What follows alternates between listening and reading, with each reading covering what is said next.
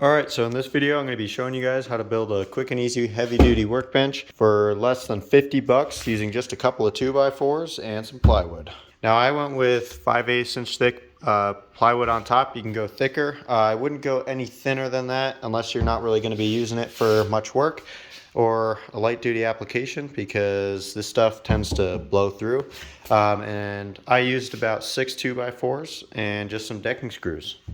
So the first thing you're going to want to do here is just measure out your area, figure out how big you want the workbench. I'm going to go with 2 foot by 5 foot, so this will come right outside that toolbox here, and it'll go almost to those tires over there. So if it helps to work with easier numbers, that's great. But once you figure out your dimensions, next thing you're going to want to do is just build a frame for the top of your workbench. So the way I did this was I just measured out 5 foot sections for my length pieces. So that's lengthwise. And when you do this, since I'm going with 2 feet, you want to account for the width of the 2x4. So a 2x4 is actually not 2 inches wide, it's 1.5 inches wide. So once you're making it, you need to account for the width of the two 2x4s on either end. So in my case, since I'm going with 2 feet wide, my center piece is actually going to be 1 foot 9 inches, since we have 3 inches of gap here from both 2x4s. So cut those, make sure your length is right, and then you can really put as many cross sections as you want here. I don't have a vise here at the moment, but when I do, I'm actually going to reinforce the area underneath the vise with, I'm just going to stack 2x4s out, but you can really do as many as you want. So right now, since I don't have the vise, I'm going to go with 3 of them just for the top of the workbench. Now, if you are going with a thinner plywood, I would recommend doing more, and that's just so that you don't break a hole through there.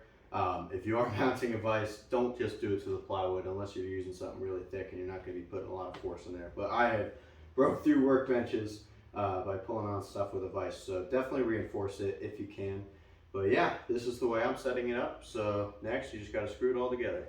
So now I have it all knocked up here, ready to screw together.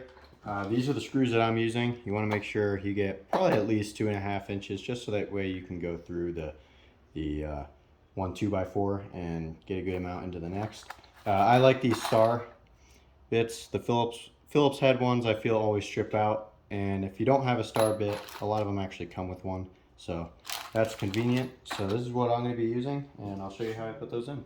So as far as screwing everything together, in my case, this is what I'll be doing. I like to use a speed square just to line everything up. Use a level ground, that way, you know, both these two pieces are going to be flat on the ground, and I'll be putting 2 screws in the edge here. You don't want them too close together, and you also want to try and get it as centered as you can into the 2x4 that you're going to be drilling into here. So this end piece in my case. So just take an impact, and these usually bite in pretty well without pre-drilling.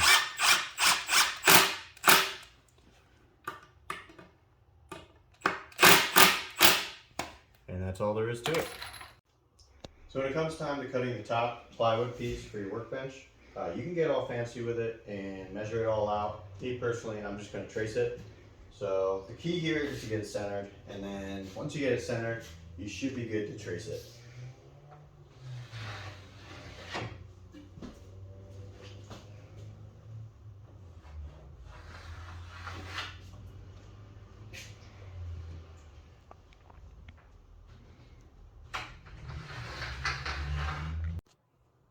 Alright, so when it comes to making the legs for your workbench, most workbenches fall between 34 to 36 inches tall. So I'm going to make mine 36 inches.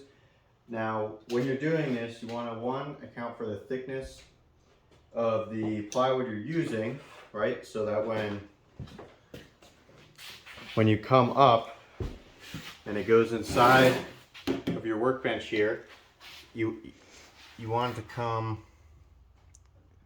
all the way up to your plywood. So this is 5/8 inch plywood. So for me, to make it 36 inches tall, I'm going to cut my leg to 35 3/8 inches to account for that thickness there. That way it should be exactly 36 inches tall.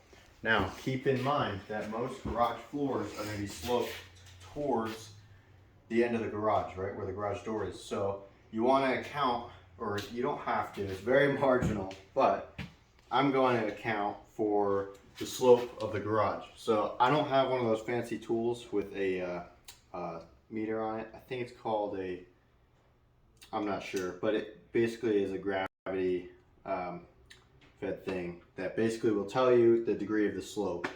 I don't have one of those, so I'm going to be guesstimating here with a speed square. So for me personally, I'm going to be doing just 1 degree. It's not really that big of a deal if you cut it at 90. It's not really going to affect anything, but I'm going to do it at 1 degree. So in order to do that, put your speed square up there. See right here where it says pivot? Now you can pivot here, and that's how you measure how many degrees. So if we go to that first line there, that's going to be 1 degree. So there's your difference right there. And it might not seem like much, but if you look at the end here, you see this gap, and that otherwise wouldn't be resting on anything. So that's why I'm going to be doing it. You can do more, less, pretty much just guesstimate, but draw your line and cut it with a circular saw or a chop saw. Next, when mounting your workbench or just setting up the legs on it, the way I did it and the way I like to do it is basically to just set up a scrap piece of 2x4 and mount that to the wall. That way you can put your top actual bench section on and lean it up against the wall to the height you want it, and pretty much just have someone hold it while the other person goes ahead and attaches the legs. So there are the legs I cut out, and obviously there's a ton of different ways that you can go about doing this. I pretty much just like to mount it directly to the wall, especially since I'm going to be putting a vise on this bench at some point, so I want it to be nice and secure. But if you wanted to, you could also just do another set of legs there, just to make it mobile, or maybe you don't want to drill into your wall or whatever. Another thing you can do is just add pieces of 2x4 at a 45-degree angle there, so that way it's kind of like a floating workbench and you don't have these long legs on each corner. But this is the way I decided to do it. One thing to keep in mind though is that if you are going to mount your workbench to the wall, you're going to want to get some longer screws. 2.5 inches probably isn't going to be enough to get through the 2x4 and the drywall itself, so about 3 to 4 inches is probably enough. So once you're ready to put the top piece of plywood onto your workbench here, really all you have to do is line everything up and put some screws right into the 2x4s. So you can see here, all I did was pretty much put them around the edges, and then these cross members did one on each end here, one in the middle, and one on the other end there. So really your best friend here is also going to be a chalk line, because then you can just run it across, snap the line, and then you have a line of exactly where your 2x4 cross member is going to be underneath. But in my case, I didn't have one, so if you don't have one of those, it's easy enough just to measure everything out.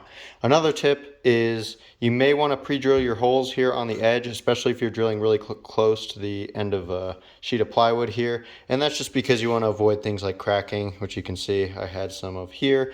But on these guys, I was able to pre-drill my hole with just a small drill bit, and really only through the actual plywood itself, not into the 2x4, because I wanted that to bite nice.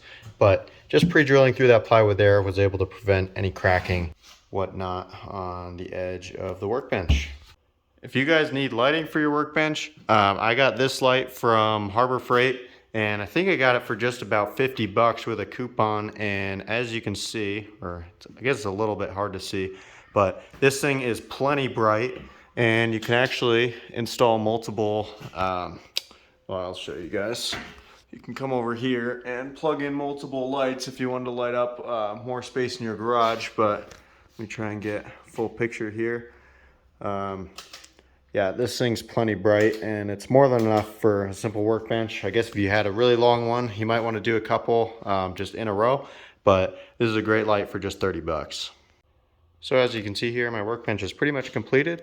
So that's going to be pretty much it for this video, guys. Don't forget to like and subscribe, and thanks for watching.